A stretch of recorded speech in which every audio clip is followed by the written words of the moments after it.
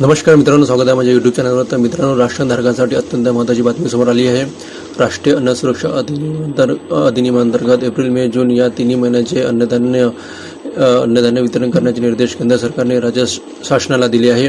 केंद्र सरकारच्या 2 मार्च 2026च्या निर्देशानुसार दिनांक 9 मार्च रोजी नियंत्रक, शीतवाटप व संचालक, नागरी पुरवठा मुंबई यांच्या अध्यक्षतेखाली व्हिडिओ कॉन्फरन्सद्वारे बैठक घेण्यात आली. बैठकीत निर्णयाची अंमलबजावणी करण्यासाठी दिनांक 10 मार्च रोजी सर्व जिल्ह्यांना निर्देश पाठवण्यात आले. यानंतर दिनांक 11 मार्च रोजी भारतीय अन्न महामंडळाच्या माध्यमातून आणखी एक बैठक घेण्यात आली.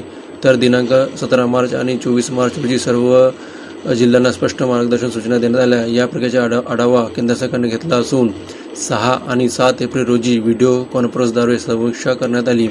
अंमलबजावणीत येणाऱ्या अडचणी सोडवण्यासाठी दिनांक 8 एप्रिल रोजी बैठक घेण्यात आली.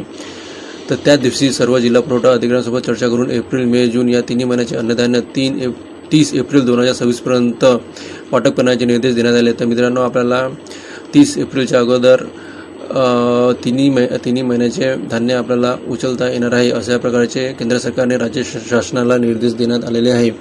म्हणजे मार्च, एप्रिल, मे या तिन्ही महिन्याचे राशन आपल्याला मिळणार आहे.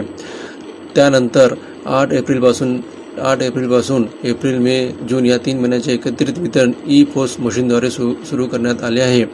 सध्या कोणत्याही ई-पोस्ट यंत्रणेत तांत्रिक अडचण नसून वितरण प्रक्रिया सुरळीत सुरू असल्याचे प्रशासनाकडून स्पष्ट करण्यात आले आहे.